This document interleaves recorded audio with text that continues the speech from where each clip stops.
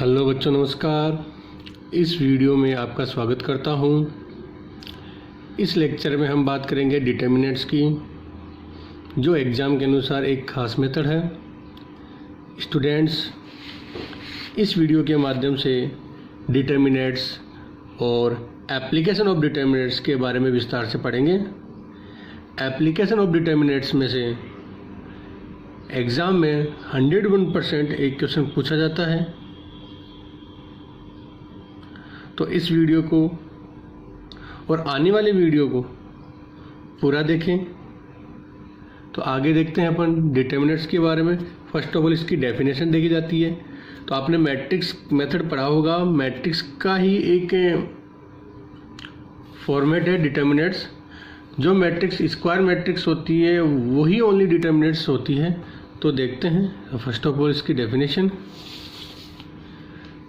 The every square matrix A equal, इसको represent करते हैं A I J row and J is columns of order N. We can associate A number. अब number कौन कौन से हो सकते हैं? उसमें रियल नंबर भी हो सकते हैं और कॉम्प्लेक्स नंबर भी हो सकते हैं। Called determinants of the square matrix. किसी स्क्वायर मैट्रिक्स का डिटर्मिनेंट्स कब होगा? जब उसका ऑर्डर क्या हो? एन, दैट इज रो और कॉलम दोनों क्या होनी चाहिए? Equal. It is denoted by determinants of A. इसको किसी रिप्रेजेंट करते हैं? डिटर्मिनेंट्स ऑफ ए और डिटर्मिनेंट्स ए और डेल्टा। याद रखिए ये डिटर्मिनेंट्स ऑफ ए है, ना कि modulus of A. Is that clear? Only square matrices have determinants. सिर्फ स्क्वायर मैट्रिक्स का ही क्या होता है? डिटर्मिनेंट पॉसिबल होता है। तो एक एग्जांपल करके देख लेते हैं। एलवेट, इसकी वैल्यू फाइंड आउट करनी है। जो ये इसका ऑर्डर है 2/2। अब इसको फाइंड आउट करने के लिए देखो, फर्स्ट ऑफ ऑल इसको इससे मल्टीप्लाई किया जाता है। 2 2 कितना हो गया? 2 × 2। जब भी नीचे से ऊपर मल्टीप्लाई होगा 2 1 से 1 2 को जो मल्टीप्लाई करोगे तो माइनस का साइन आता है। ये -1 किससे मल्टीप्लाई होगा? 4 से। क्लियर? तो क्या हो गया? 2 को 2 मल्टीप्लाई 4 हो गया, माइनस माइनस प्लस हो गया और 4 = क्या हो गया? 8। तो इस डिटर्मिनेंट्स की वैल्यू कितनी आ गई? 8 आ गई। एक क्वेश्चन और देखते हैं अपन इसी के अकॉर्डिंग। नेक्स्ट एग्जांपल देखिए। वही वैल्यू फाइंड आउट करनी है। x + 1 x - 1 and x। Elevate करना है, एक्सपेंड करना है। इसको एक्सपेंड करने के लिए क्या करोगे? वही फर्स्ट ऑफ इसको इससे मल्टीप्लाई किया, कितना होगा? x × x² साइन किसका? माइनस का। इसको जब इससे मल्टीप्लाई करोगे तो क्या होगा? x - 1 and x + 1। Sort out किया तो क्या होगा? x² - x² - 1। a - b, a + b की आइडेंटिटी अप्लाई हो गई। क्या होती है identity? a - b and a + b। Identity होती है a² - b² की। तो x का स्क्वायर 1 का स्क्वायर 1 होता है। इसको सॉर्ट आउट किया, क्या हो गया? x² minus minus minus plus. तो वैल्यू कितनी आ गई इसकी? 1। ये अपना आंसर हो गया। क्लियर? आगे और देखते हैं, एक और एग्जांपल लिखते हैं। इस टाइप के एग्जांपल भी एग्जाम में कई पूछे जाते हैं शॉर्ट क्वेश्चंस में।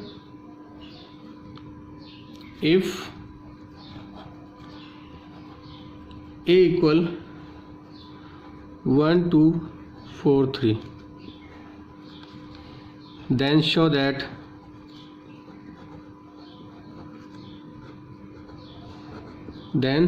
that टू ए का डिटर्मिनेंट किसके इक्वल होगा? 4 डिटर्मिनेंट ए के इक्वल होगा।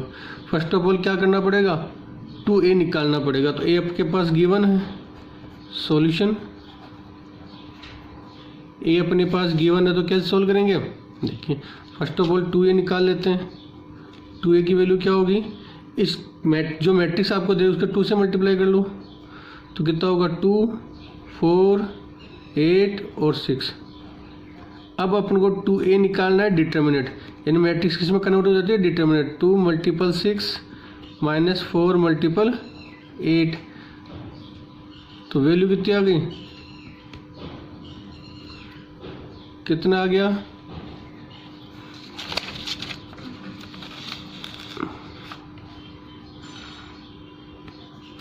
-20।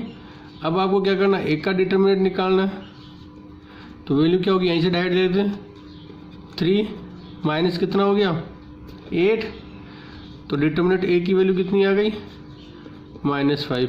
क्या चाहिए था, 4 डिटर्मिनेंट ए, 4 मल्टीप्लाई -5 कितनी वैल्यू आ गई, -20। सो 2a डिटर्मिनेंट किसके इक्वल हो गया, 4 डिटर्मिनेंट ए के। ये भी क्लियर है आपका। अब नेक्स्ट क्वेश्चन देखिए,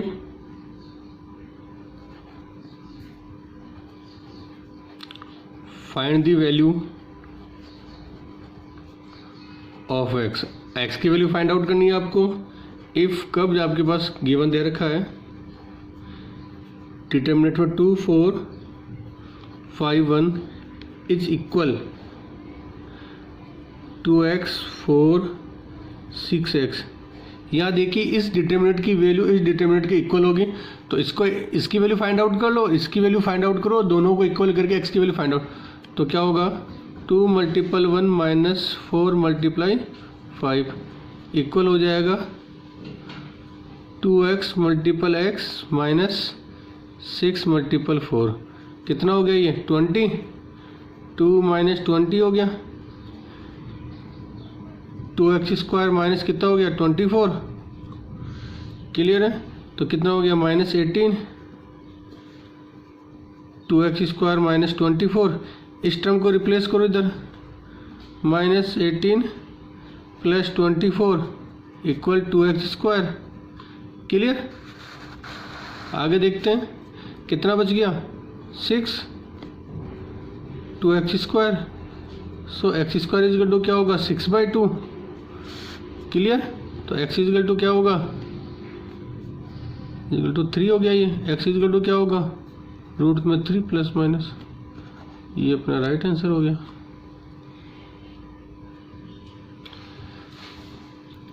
हेलो बच्चों, अब बात करेंगे एप्लीकेशन ऑफ डिटर्मिनेंट्स की। तो आगे देखते हैं एप्लीकेशन ऑफ डिटर्मिनेंट्स की मैक्सिमम 6 प्रॉपर्टीज है और कुछ इंपॉर्टेंट इसके रूल्स हैं, वो देखते हैं, उसके अकॉर्डिंग क्वेश्चन सोल्व करेंगे। तो प्रॉपर्टी नंबर फर्स्ट देखिए, तो फर्स्ट प्रॉपर्टी देखते हैं क्या है, the value of determinants remain unchanged if its row and column are interchange. कहने का मीनिंग इसमें है, अगर किसी डिटर्मिनेंट्स की रो और कॉलम को इंटरचेंज कर दें, कंप्लीट रो को कॉलम में या कंप्लीट कॉलम को रो में इंटरचेंज कर देते हैं, तो डिटर्मिनेंट की वैल्यू क्या होती है अनचेंज, डिटर्मिनेंट की वैल्यू क्या हो जाती है अनचेंज होती है। या ऐसे समझ लीजिए, if A is a square matrix, कोई ए क्या दे रखी है आपको स्क्वायर मैट्रिक्स दे रखी है, देन डिटर्मिनेंट ए, डिटर्मिनेंट को किससे रिप्रेजेंट कर सकते हैं, डिटर्मिनेंट ए की वैल्यू जो होगी वो किसके इक्वल होगी, डिटर्मिनेंट ए डैश के, और ए डैश क्या होता है transpose of A matrix. Is that clear. अब एक एग्जांपल लेके चलते हैं इस प्रॉपर्टी को प्रूफ करने के लिए। तो एग्जांपल देखते हैं, determinant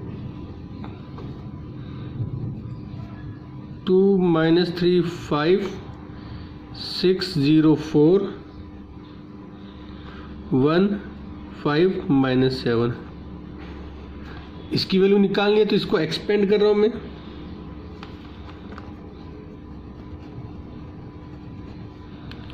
expanding along.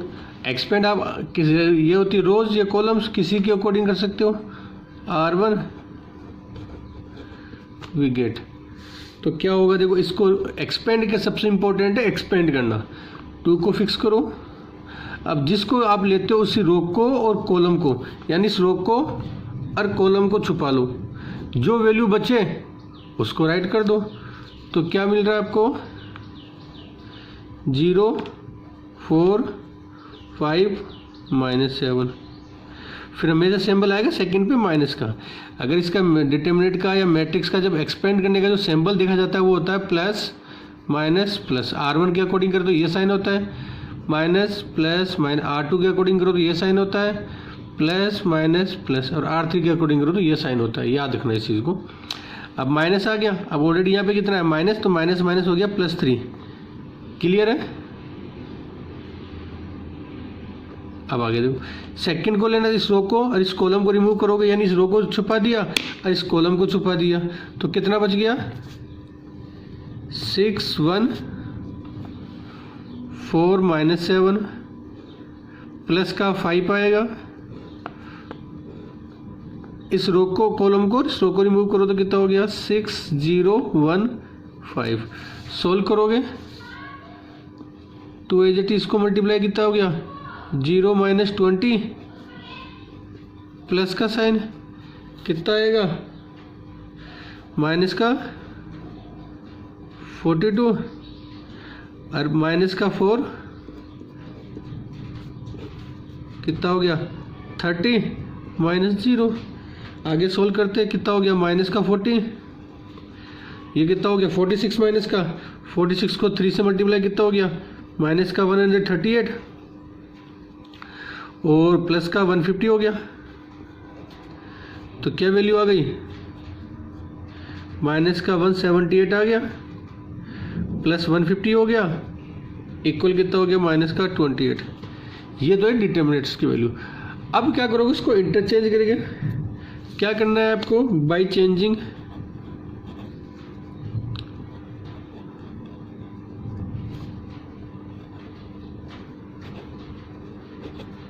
by interchanging rows and columns।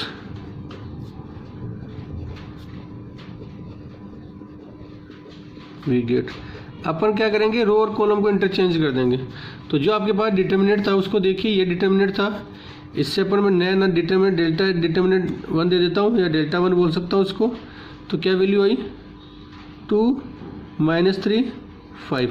First row को फर्स्ट कॉलम में राइट कर दिया 6 0 4 1 5 -7। अब क्या करना है, मुझे एक्सपेंड करना है।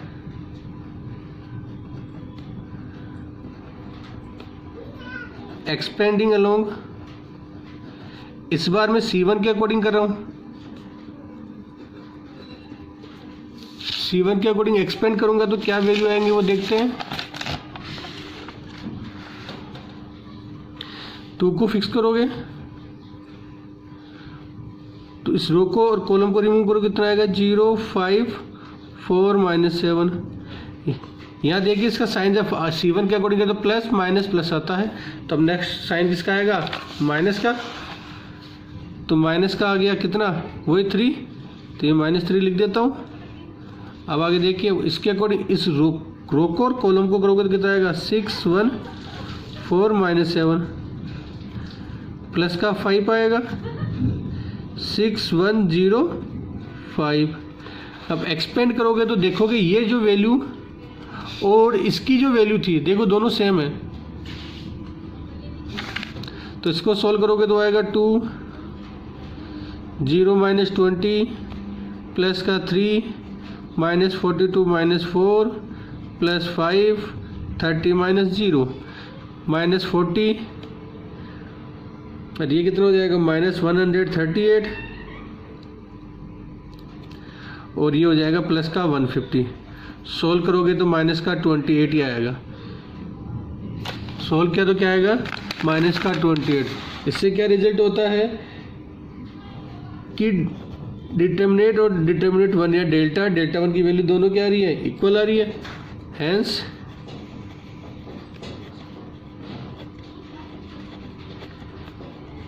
Property first is true.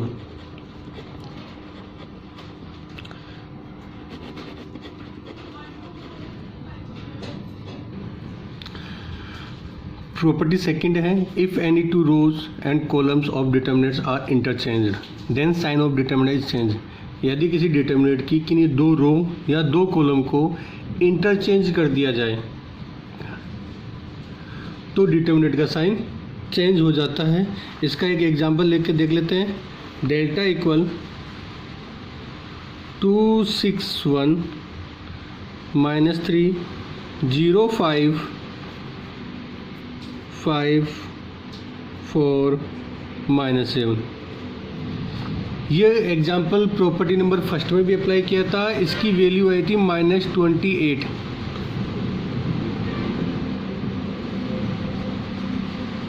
Before example.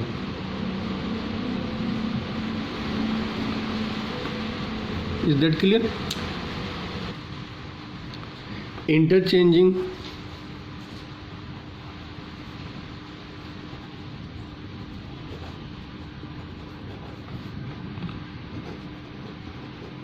rows R1 and R2, that is R1 की जगह क्या राइट करेंगे R2 और R2 की जगह क्या राइट करेंगे R1। वी गेट, तो क्या होगा, इसे राइट कर दिया डेल्टा 1 से, R1 की जगह राइट R2 और R2 की जगह राइट करेंगे R1।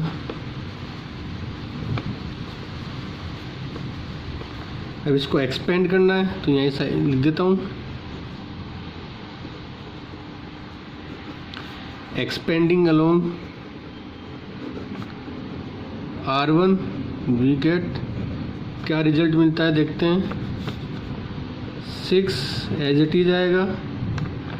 फर्स्ट रो को और फर्स्ट कॉलम को रिमूव किया तो -3 5 5 -7।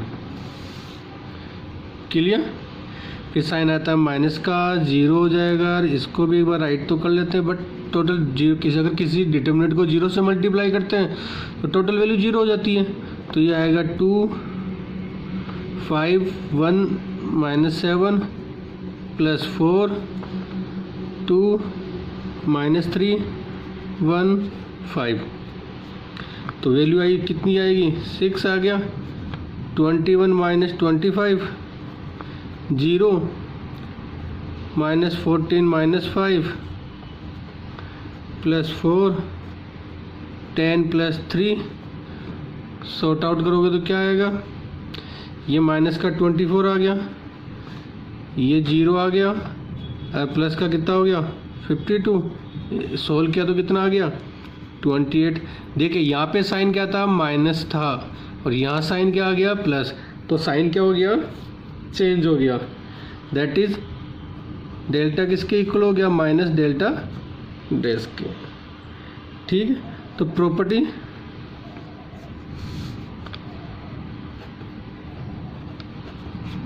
Second is true. क्लियर है? अब प्रॉपर्टी थर्ड देखते हैं।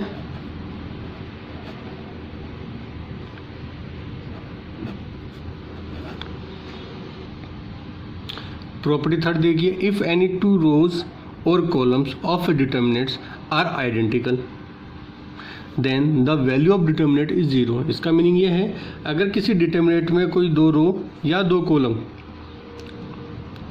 आइडेंटिकल हो, आइडेंटिकल का मीनिंग होता है इक्वल हो सकते हैं, समानुपात में होता है, या इक्वल रेशियो में हो सकते हैं, then the value of determinant is 0। तब डिटर्मिनेंट की वैल्यू क्या होगी, 0 होगी।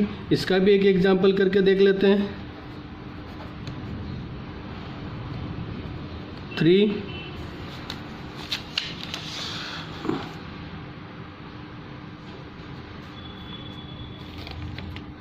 2 3 2 2 3 3 2 3। फर्स्ट ऑफ ऑल इसको एक्सपेंड करते हैं,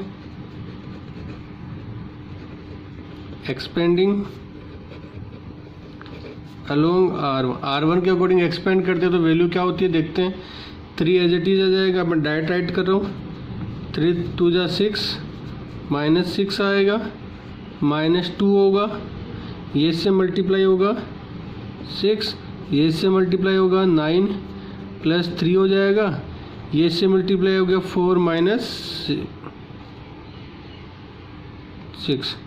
सोल्व किया, ये टर्म क्या हो गया 3 0 -2 -3 3 और -2, ये 0 हो गई, ये प्लस का 6 हो गया, -6 हो गया जी। इस डिटर्मिनेंट की वैल्यू 0 हो गई।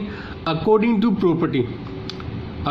प्रॉपर्टी क्या होगा, R1 एंड R3 दोनों की वैल्यू एलिमेंट्स क्या इक्वल है, तो लिख सकते हैं यहाँ पे here R1 and R3 are identical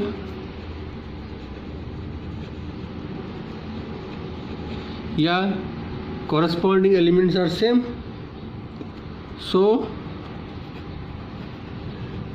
value of determinants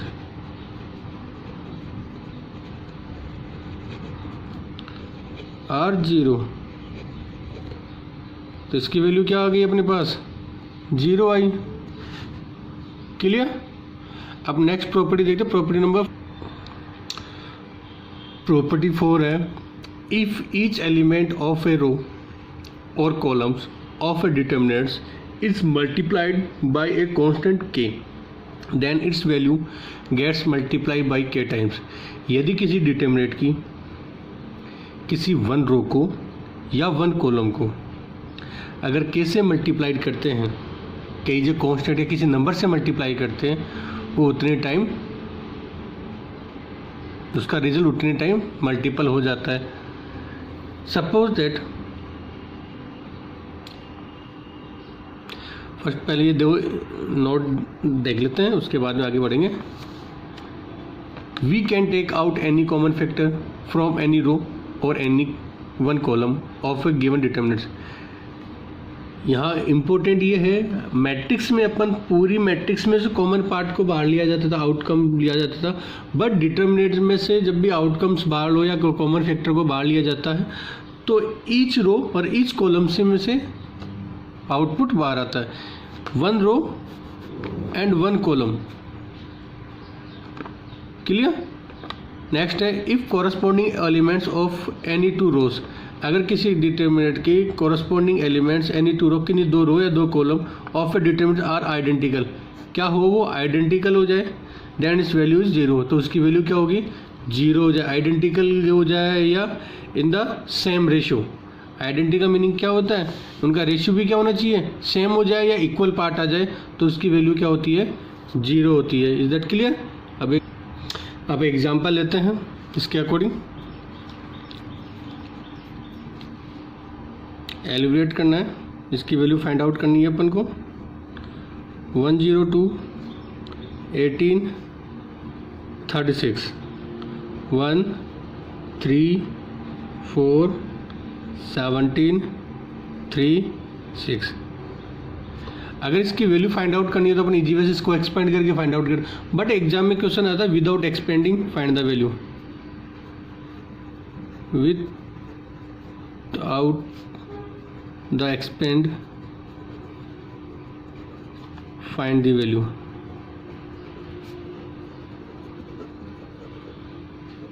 यानी इसको एक्सपेंड नहीं करना, इसकी वैल्यू फाइंड आउट करनी है।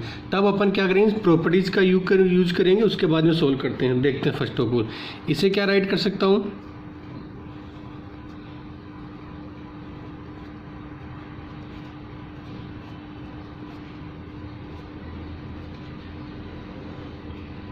जब इनको देखो 17 6 120 सॉरी 2 और 6 3 18 और 6 6 36 हो गया। एज इट इज क्लियर है, नीचे वाला टर्म एज इट इज हो जाएगी। Is that clear. Common using property third, first of all क्या करेंगे, यूजिंग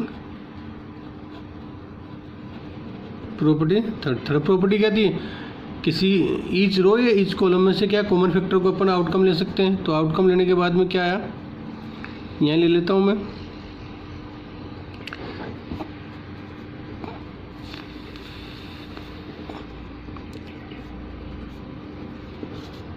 क्लियर। अब यहाँ देखिए R1 एंड R3 दोनों की वैल्यू क्या है, इक्वल है। फिर यूजिंग प्रॉपर्टी 4 क्या थी, अगर किसी डिटर्मिनेंट में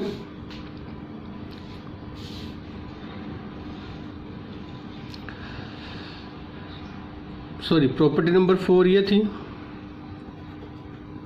अगर k से मल्टीप्लाई होता तो k से आउटपुट, और प्रॉपर्टी नंबर 3 ये थी आइडेंटिकल वाली वैल्यू। तो क्या होगा, R1 and R3 are identical. ये वाली देखो, इसमें ये मेंशन रख रखा, if corresponding elements of any two rows and of A determinants are identical then its value of determinant is 0। तो इसकी वैल्यू क्या हो जाएगी, 0 हो जाएगी। 4 प्रॉपर्टी है, सॉरी 3। क्लियर है। नेक्स्ट प्रॉपर्टी देखते हैं।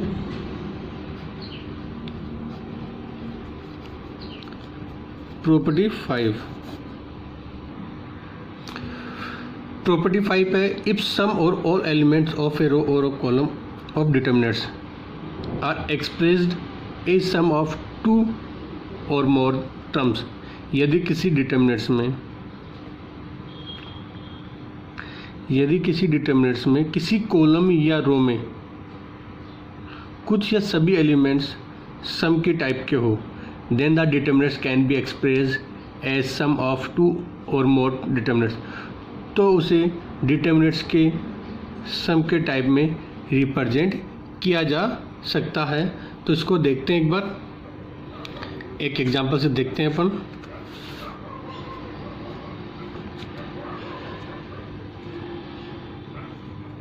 A1 plus alpha 1, A2 plus alpha 2, A3 plus alpha 3। ये है B1, B2, B3, C1, C2 और C3। देखो, इसमें डिटर्मिनेंट्स के एलिमेंट्स सम के टाइप में, तो उसे क्या कर सकते हो, डिटर्मिनेंट्स के सम में टाइप में रिप्रेजेंट कर सकते हो इस टाइप से। इसे लिख सकते हैं A1, B1, C1, A2, B2, C2, A3, B3, C3 plus alpha 1, alpha 2, alpha 3, B1, B2, B3, C1, C2 और C3। ये है प्रॉपर्टी नंबर 5। अगर किसी डिटर्मिनेंट के किसी रो या कॉलम में कुछ या सभी एलिमेंट्स सम के टाइप में रिप्रेजेंट हो, तो इसे डिटर्मिनेंट्स के सम के टाइप में रिप्रेजेंट किया जा सकता है। नेक्स्ट प्रॉपर्टी 6, जो लास्ट प्रॉपर्टी है, is very very very very important. बहुत इंपॉर्टेंट प्रॉपर्टी है, तो देखते हैं। Property number 6 is very very important. If to each element of any row और columns of A determinants the equimultiples of corresponding elements of other rows और columns are added the value of determinants remain the same. इसका meaning ये है, यदि किसी determinants की किसी रो और कॉलम को किसी इक्वल टर्म से मल्टीप्लाई, कॉरस्पॉन्डिंग एलिमेंट्स को इक्वल टर्म से मल्टीप्लाई किया जाए और किसी रो और कॉलम में ऐड कर दिया जाए, ठीक है, the value of determinant remain same. तो डिटर्मिनेंट की वैल्यू क्या बनी रहती है, सेम बनी रहती है। If we apply the operation, और इसके लिए 2 ऑपरेशन वेरी वेरी इंपॉर्टेंट है। फर्स्ट रो के लिए और सेकंड कॉलम के लिए। रो के लिए आर आई प्लस के आर जे और सी आई प्लस के सी जे। के ई जे कॉन्स्टेंट, के क्या है यहाँ पे कॉन्स्टेंट है। तो अपनी ये 6 प्रॉपर्टीज़ के 6 प्रॉपर्टीज़ थी, वो कंप्लीट हुई है। तो आशा करता हूँ ये प्रॉपर्टीज़ आपको समझ में आई होगी। तो आगे इस प्रॉपर्टीज़ के अकॉर्डिंग जो क्वेश्चंस करेंगे नेक्स्ट वीडियो में, तो वो वेरी वेरी इंपॉर्टेंट क्वेश्चन है जो एग्ज़ाम के अकॉर्डिंग काफ़ी इंपॉर्टेंट रखते हैं। थैंक यू दोस्तों।